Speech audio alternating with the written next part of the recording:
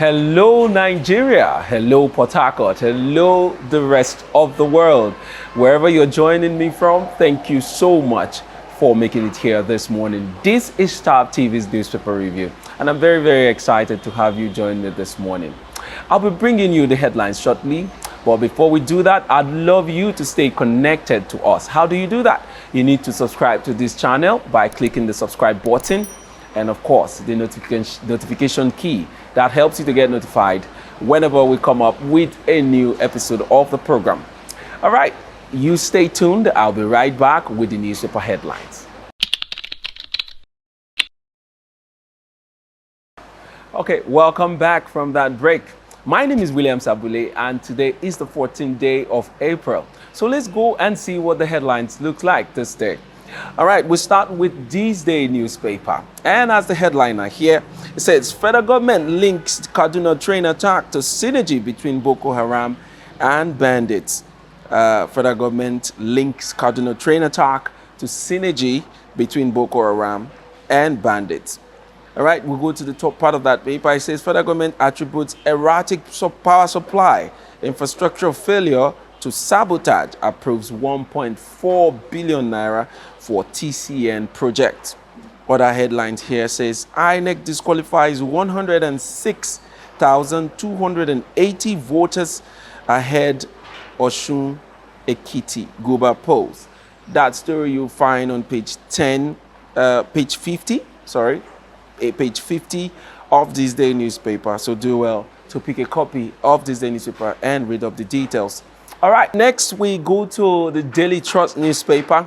And on the Daily Trust newspaper, from the top part of that paper, it says, despite CBN ban, textile tops Nigeria's import commodities.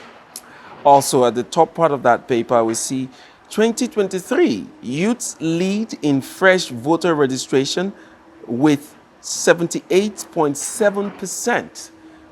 That's some force to reckon with right there. It feels like the youths are beginning to wake up.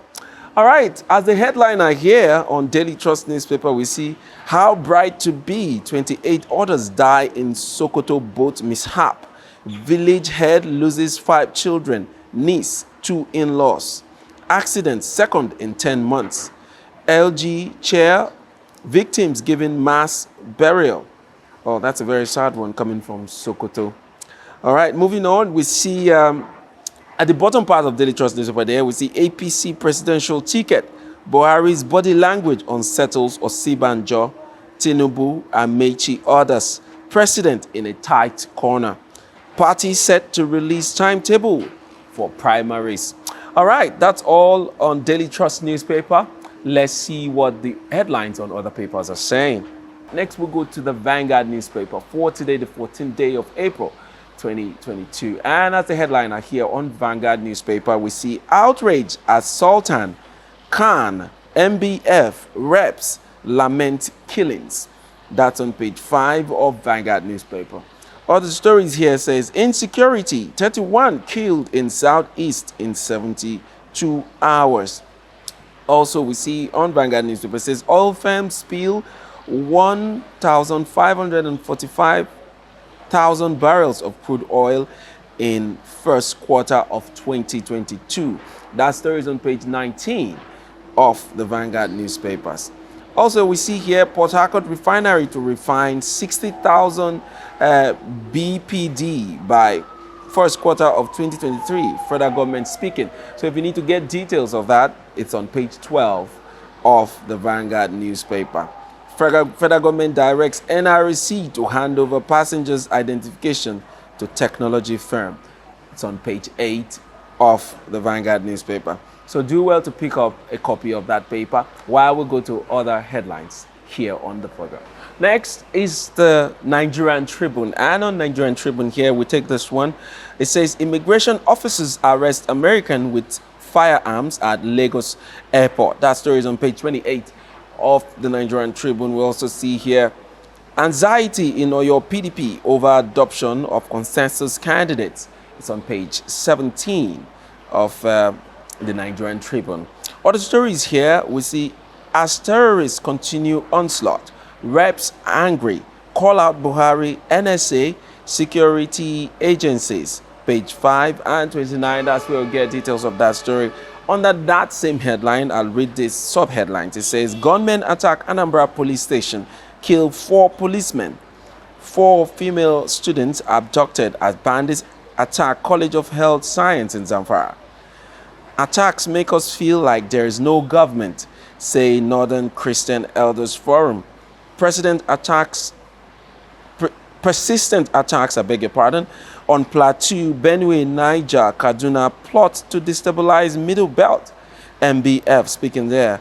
Bandits, Boko Haram terrorists now working together. Federal government saying. All right, so if you need to get details, you go to page 5 and 29 of the Nigerian Tribune. That's where you see all the details. Also, we see presidential aspirants woo PDP National Working Committee and Board of Trustees over ticket. And then lastly, I'll take this one still on the Nigerian Tribune. It says, don't destroy Nigeria in your desperation for power. Presidency replies Northern elders. All right, moving on, we go to Nigerian News Direct.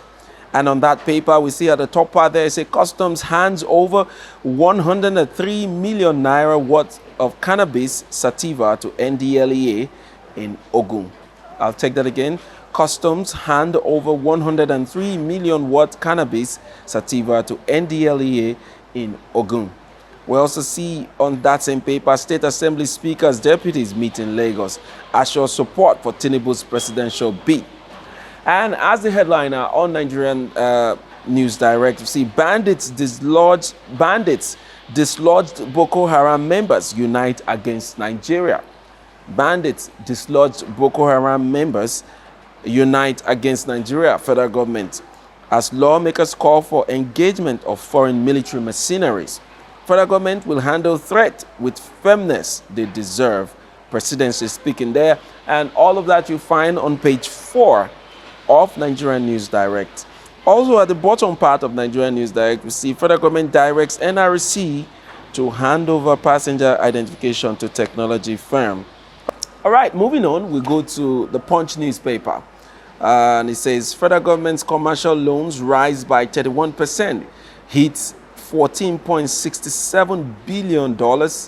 And that is on page 26 of the Punch newspaper. All right. It says, I'll be courageous as Nigeria's president. I'll be courageous as Nigeria's president. Tinubu speaking. Kidnapped train passengers' families protest today. Federal government assures of rescue.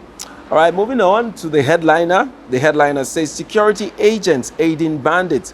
Alleged reps demands NSA ministers sacking. That is on page 2 and 6 of the Punch newspaper. Under that same headline, we see soldier posted to Zamfara gave uniform to bandits in Plateau. Deputy Speaker, gunmen kill 150 in Plateau villages, 30 in Oboyi. Anambra police station attacks. Presidency replies Northern elders, rules out Buhari's resignation, blames past government. Also at the top part, at the very front page here, we see pictures of some men clad in military uniforms. It says, Army arrests 12 imposters, warns against use of military belts, T-shirts. And that's on page 4 of the Punch newspaper. All right. And then also at the bottom part of the Punch newspaper there, it says, Osinachi, church unaware of abuse. Minister says husband married to another woman. All right. Pick up a copy of the Punch newspaper to get details. Don't forget, like I told you, you can also be a part of this program by first subscribing to this channel and, of course, turning your notification key. That always helps you to get notified whenever we come online. Also, we're also on other social media handles. We're on Facebook at Staff TV, on Instagram is Staff TV_NG, and on Twitter it's at Staff TV. So tweet at us, drop a comment on any of our platforms and we'll respond to you. I'll be back shortly with the conversation segment of this program. You stay tuned. After this break, let's have a conversation about the headlines.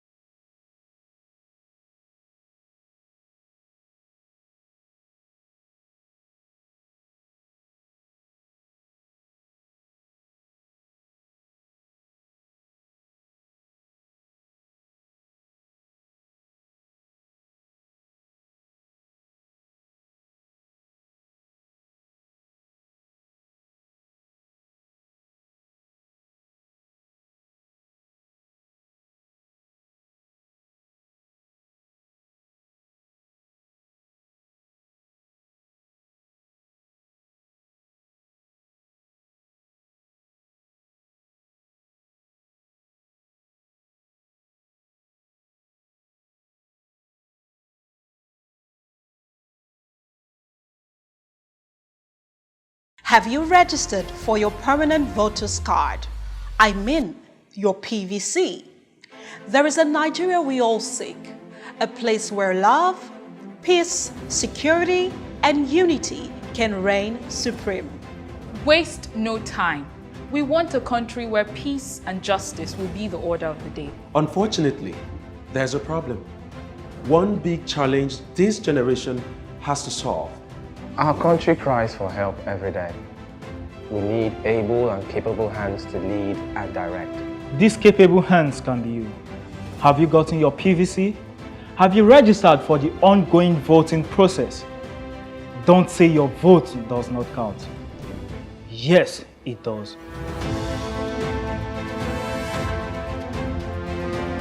Have you gotten your PVC? Your apathy towards Nigeria's electioneering process will further inhibit our collective growth and development as a nation. Your refusal to participate and engage will keep us at a standstill. So be intentional. I have my PVC. Your votes, your voice would go a long way in preventing absolute destruction of this country and the future of our children, the hope of tomorrow. The 2023 Nigerian elections are just around the corner. Go out and get heard. Don't forget, your vote, your voice. This message is proudly brought to you by Thav Media Limited. All right, welcome back from that break. I've been joined by these two beautiful ladies, Chidinma and Adobe, and they are going to be my commentators for this beautiful Thursday. All right, let's go into the headlines today. And we're starting from this day newspaper with this headline. It says, NLC seeks high-powered panel to resolve federal government Fg-Asuu crisis within 21 days. All right, that's a very interesting headline there. So let me ask you the question. Do you believe that NLC can resolve this issue within 21 days? I mean, looking at the fact that Fg-Asuu and the federal government have been at loggerhead for many years. I mean, most of us have had to experience these very horrifying strike actions that have become very consistent and have become part of our lives. I mean, every young person today in Nigeria believes that Fg-Asuu strike is a normal thing. So do you believe that NLC can resolve this issue within 21 days? Honestly, I don't think they can. Because this has been something that's been, bothering us even before most of us knew what university was. Yeah. So thinking they can resolve almost a lifelong issue in a matter of 21 days, I don't think it's attainable. Because most of these people who act as if they really, really care, most of their children and grandchildren, they school abroad and they couldn't give to, they couldn't care less if it works out or not. I just feel it's eye service, so it feels as if maybe they chipped in case maybe tomorrow when making a roll call as like giving credit to those who made moves, they'll be like, we were there, we did this, we did that, but it didn't work. So I don't think they can resolve whatever issue they have with Fg-Asuu in a matter of 21 days. Chidinma, let me come to you. Do you think it's eye service? I mean, looking at the capacity of NLC and the length of time that this strike has lingered, I mean, it's been, if I'm not mistaken, over 2 months now. And they are just wading in at this point, and they say in 21 days they are ready to resolve, the scuttle. What's your take? Okay, so I think Adobe has really, bared my own heart out by her response because, like she said, this is a problem that has existed for as long as, we have been humans. I have been a human being in Nigeria. I've just been hearing of Fg-Asuu strike, and immediately I got into the university, I also faced, strikes here in Nigeria. And so I don't think, and my answer is going to, come in 2 ways, because I honestly don't think 21 days would be enough to go to the grassroots, like to the crux of the problem and resolve it. But I believe strongly that the solution that Nigeria needs, we already have it. Yes. To most of our problems, we already have it. If we remove the corruption, if we remove siphoning, of public funds, if we remove all of these crazy things that our leaders are doing, and if we can be more patriotic as citizens, if we can care more about our country, if we can, put heads together, bring all our know-how, back here in Nigeria to see how we can create a stronger country, I feel it will work. So, but I think my major issue is the time frame. 21 days is too little, but I believe very, very strongly that if we can bring it together, it would definitely work out. All right, thank you. We all want to hope that, yes, the move by NLC will be able to resolve this matter, because they need to resolve it in time. I mean, elections are coming, and if our children are at home from schools, I mean, that exposes them more to all the wrongs that we see during the election period. How politicians use young people to, you know, to do their evil biddings. I mean, it is the right time for NLC to wade in, and with the capacity that they possess, we want to believe that they should be able to do something, even though it exceeds within 21 days. Oh, you laugh because I'm so sure that you don't believe in what they are doing. And I think you might have a point when you say they are doing eye service. I mean, what is it that they've been doing all these months? Exactly. I mean, these guys, students have been lamenting. Wasting their time, their precious time. They have like a lifespan. People want to, you know, start their own businesses, pursue their own dreams, and then school just literally holds them down. I know a person who I graduated with 2019, but then Corona happened, and unfortunately he had a missing result. Or the Corona happened, that was 1 year delay. Then 2021, before he could resolve it, it entered this year, and then I think he has written those exams. Now for them to process his results, they're on strike. That's 3 years at home doing nothing. His life. So 21 days to 3 years. Check it now. Let's not make much. And you know, most of our you know, politicians now and leaders are now focused on 2023 election. And you know, this means that most of these issues will be left alone for some time, because they are all politicking at the moment. All right, moving on. This politics matter brings me to our next question on the program, which is about the headlines on Daily Trust newspaper that said 2023 youths lead in fresh voter registration with 78.7%. That seemed like a very positive, you know, move by young people. So it feels like they are becoming more aware about what's happening, and they want to get involved.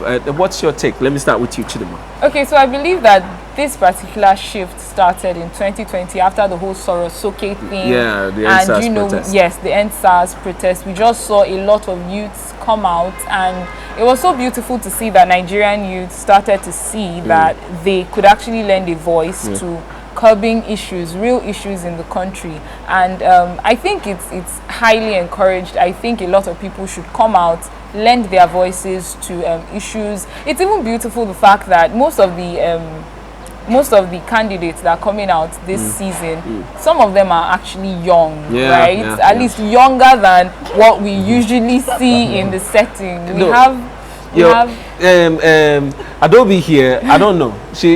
Are you also declaring? Because I mean, it's a season of declaration. You want to declare? I mean, I wish I was, but no, not now. Not now. You should declare. Wait till you're older. You should declare. I mean, 2023, like Chidima said, I believe it's going to be an interesting year, because we've come to see very young people coming out to say, okay, I want to run for the Senate, I want to run for House of Reps. You know, they're no longer quiet. And these numbers we're seeing on the report today is not surprising to me.